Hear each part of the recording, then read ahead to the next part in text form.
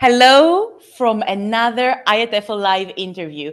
I am here with Gergő Fekete, who is here on a scholarship. That's right. Yes. Okay, can you tell us more about that? Yeah.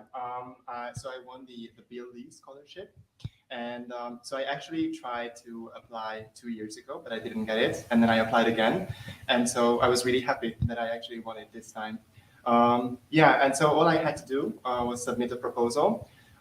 And so I obviously needed to present, and I had my presentation yesterday on the challenges and opportunities of beginner teachers. That was the topic. Oh, this is great. Before I ask you more about the scholarship, can I ask you about your ELT background? Sure.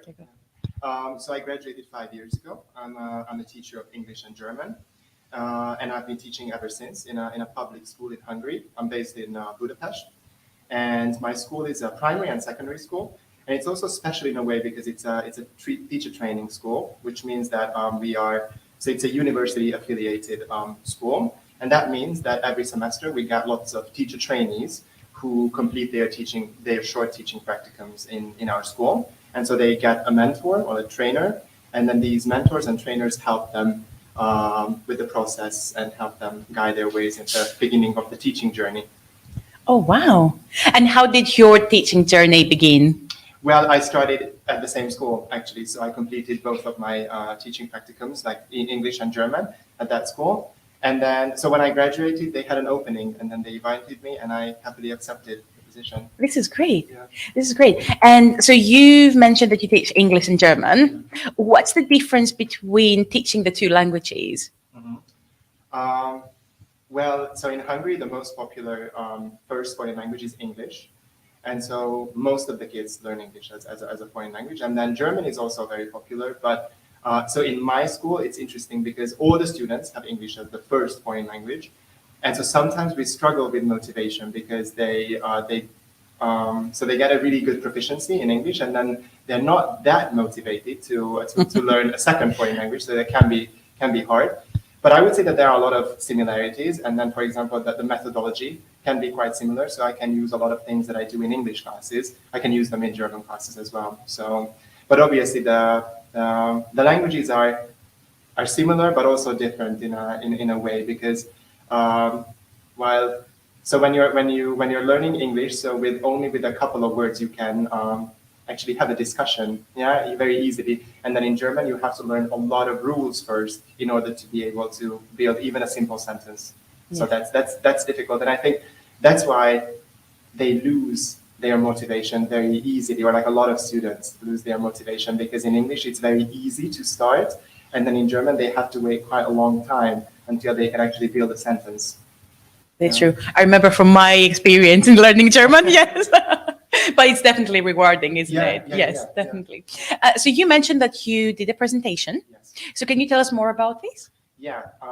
So as I said, the topic was the challenges and opportunities of beginner teachers. And so this is something that I'm very interested in, and I feel very passionate about, because I can remember my first years. For example, the first 2 years, the hardships and the difficulties that I faced when I started teaching full time. And since my school is a teacher training school, I'm constantly reminded of the difficulties and the challenges that these novice teachers face when they start teaching.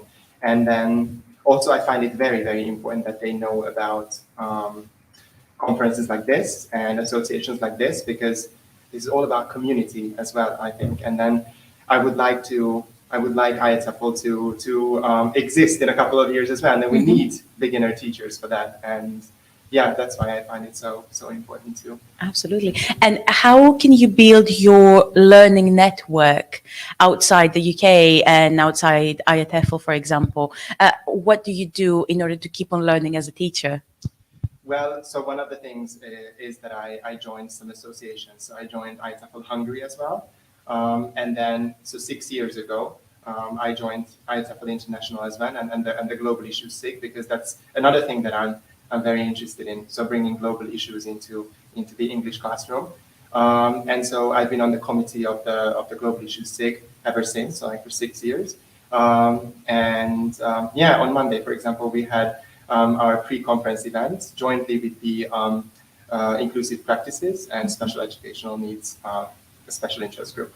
and that also went quite well, I would say. This is very interesting. So, and I'm really glad that you've brought this up. So, tell me more about the Global Issue SIG, please. Okay, so that's quite a small SIG of IATEFL, but I think a very important one. And it's for teachers who see themselves as educators and who are keen to bring issues like climate emergency, equality, gender into their classrooms, and also would like to foster criticality in their classrooms. Yeah, I think that's pretty much the gist. Yeah, and actually, I just want to say that we are currently looking for volunteers and new members. So if anyone is interested, we've got some open positions, but I wouldn't call them like positions because we are just happy if anybody would like to help us. Yeah. This is wonderful. Thank you. And now going back to the scholarship, what advice would you give to people at home who would like to apply for a scholarship? Because what you've told me before, that you've tried twice for the scholarship, and this is really brave and this is really exciting. So what advice would you give to people at home who want to apply for a scholarship? Well, the first thing is don't think that you can't get it, because so yesterday we had the winners gathering. And then some of the people from the scholarship committee told us that a lot of people think that they just can't get it, and then they don't even apply. And then, so I got it for the second try, but I was told yesterday that there was somebody who got the scholarship this year. Maybe it was she. I think she tried like 6 times. That was the 6th time, and now she got it. So you just keep on applying, and then you can get it. So don't think that you can't get it, because you can. Lovely. And Gergő, mentioning global issues, what is one practical idea that you can give to teachers from home that can help us deal with a global issue that's current nowadays, for example? You mean like a teaching idea, or? Yeah, so a practical activity that we can use in class to get our students together working in unison, for example. Well, I would say that people should check our website, the Global Issues website, because we have lots of ready-made materials.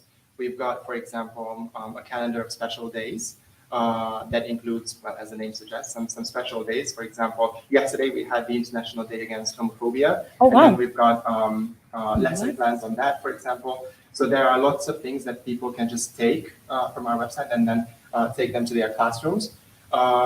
But also, we've got, for example, some publications, and we've got also podcasts as well. So just listening to these and reading these, they can maybe get an idea how they would like to raise awareness of these issues in their classrooms.